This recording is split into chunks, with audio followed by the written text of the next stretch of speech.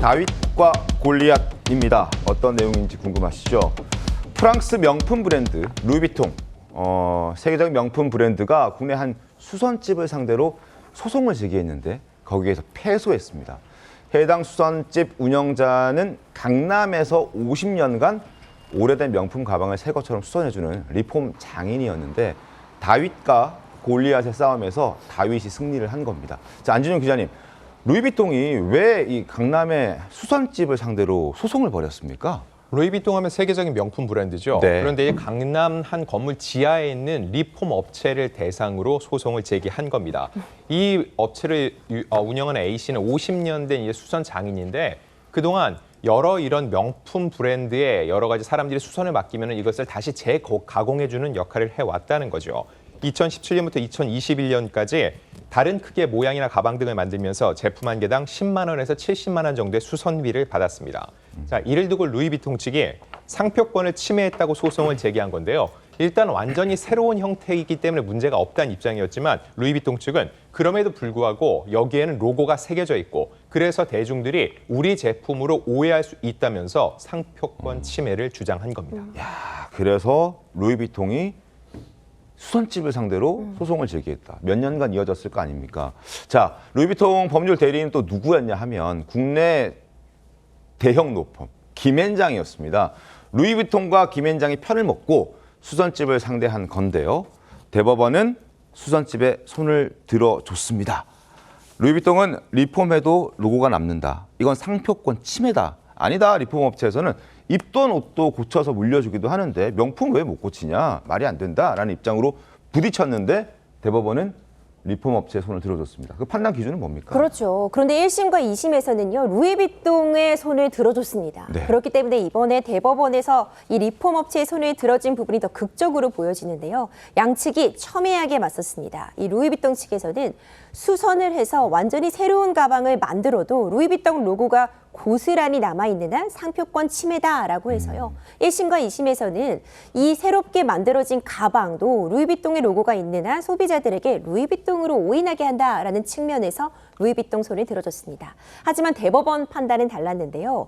명품도 영원하지 않습니다. 명품도 닳게 되고 그렇죠. 수리가 필요하게 되는데 일단 명품을 한번 소비자가 구입하고 나면 이걸 내가 잘라서 쓸지 아니면 이것을 구겨서 쓸지 네. 뭐가 묻은 채로 쓸지 수선해서 쓸지는 소비자 그걸 산 사람의 판단에 따라 달라질 수 있다는 거죠. 그렇기 때문에 일단 수선을 맡겼고 그 수선 가방을 지금 이 리폼 업체가 다시 어디다 판 것도 아니고 네. 그 원 소유자에게 돌려준 이상 이건 상표권 침해로 볼 수 없다라는 판단이 내려진 겁니다. 그렇군요.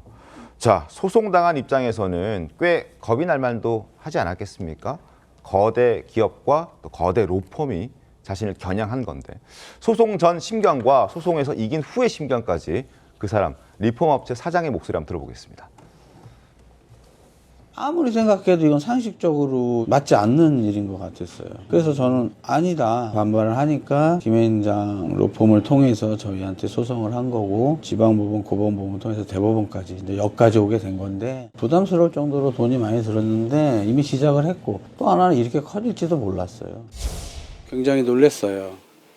포기한 건 아닌데 기대를 많이 안 했기 때문에 1심과 2심이 졌잖아요. 이번에 이렇게 판결이 이렇게 나는 바람에 굉장히 놀라고 기뻤죠.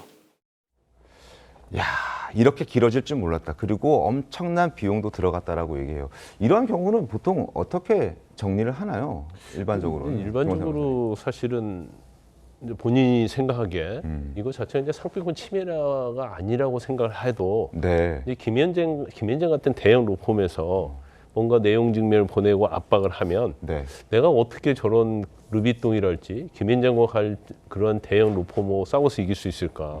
근데 이제 변호사 비용도 굉장히 클 수 있잖아요. 네. 근데 저분은 대단한 것 같아요. 그러니까 한 1,500만 원 정도만 김앤장을 통해서 루비통에 주면 저렇게 대법원까지 갈 이유가 없었거든요. 그런데 이제 그 문제는 뭐냐면 저걸로 끝나는 게 아니에요. 또 리폼을 하게 되면 네. 또 소송을 들어든지 내용 증명을 통해서 또 돈을 달라고 요구를 하거든요. 그러니까 아마 생계와도 관련이 있고 본인 자체가 상표권 침해가 아니다고 생각한 것 같아요. 그래서 저 이제 1심, 2심 대법원인데 대법원 요지는 그런 거죠.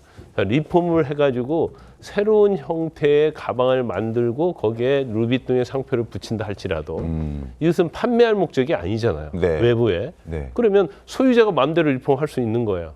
그렇기 때문에 그거 자체에 대해서는 상표권 침해라고 볼 수 없다. 단 리폼을 해서 이 업자가 외부에 판매를 하려고 한다거나 아니면 이 리폼을 맡긴 고객이 이거 리폼을 해가지고 자기가 제3자에게 팔려고 하면 그건 상표권 침해가 될 수 있다.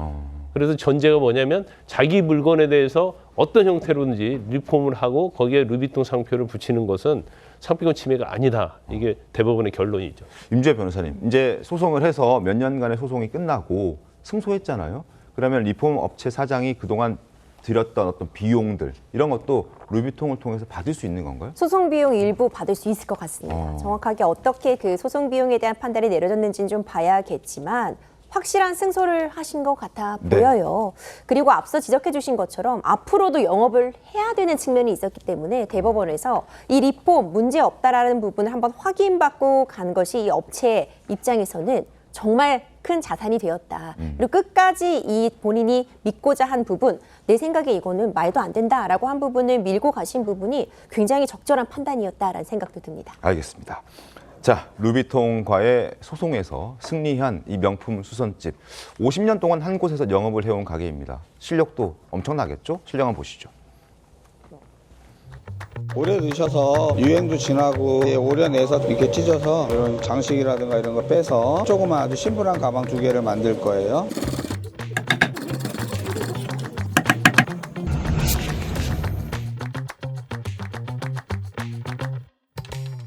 자, 거의 완벽한 새 가방이 됐습니다. 가방 하나를 잘라서 쪼개고 해서 2개의 가방으로 리폼하는데 비용도 어느 정도, 저 정도면 얼마나 드나요?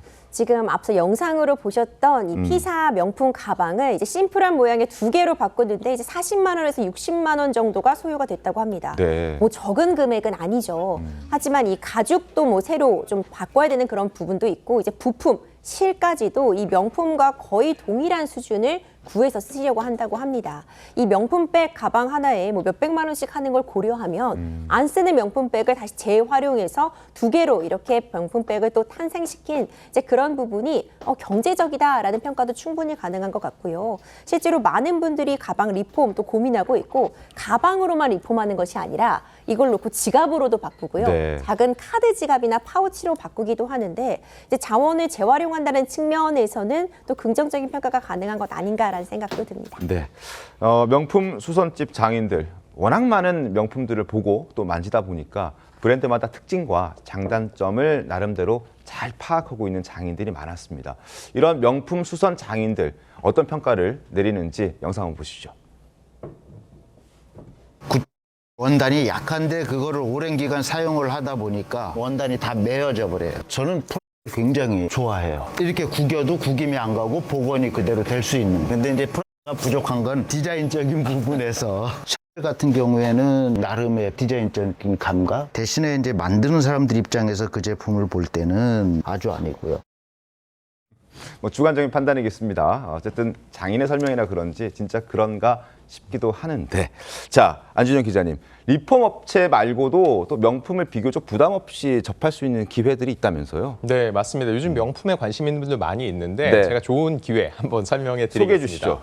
네, 지난해 11월부터 최근까지 국세청에서 고액 체납자들을 적발했습니다. 124명, 징수액만 81억 원에 달하는데 여기서 모두 징수가 안 될 때는 그들이 갖고 있는 고가의 물품들도 압수를 하죠. 이 압수 물품을 보관했던 수장고를 공개할 예정이라고 합니다. 이미 26일 국세청이 유튜브를 통해서 공개한 영상을 보면은요, 고액 체납자 압류 물품, 명품 사고 애국하자라는 이런 제목의 영상이 올라와 있는데 그 내용을 보면 상당합니다. 일단 10cm 두께의 철문이 열리니까 그 안에는 고가의 명품들이 진위했습니다. 네. 그 내용을 보면은 시중에서 구하기 어렵다는 이 3,500만 원 상당의 에르메스 버킨백을 비롯해서 30년산이 넘는 유명 이 위스키, 그리고 추정가 3천만 원이 넘는 이런 시계들도 있는데 비교적 저렴한 가격에 나와 있다는 거죠. 해당 말씀드린 이 3천만 원대 시계는 2천만 원에 책정이 됐고요. 이 버킨백 같은 경우 800에서 2,300만 원 정도였는데 시작가는 650만 원이라는 겁니다. 자, 그럼 이 경매는 어떻게 되느냐? 1차 경매는 다음 달 11일 서울 옥션 홈페이지를 통해서 진행이 되고요. 4달 2차례에 걸쳐 총 492점을 온라인 경매를 통해 매각할 예정입니다. PC나 스마트폰으로 참여할 수 있는데 단 이 국세공무원과 그 가족들은 참여가 제한되는 점도 알고 계셔야 될 겁니다.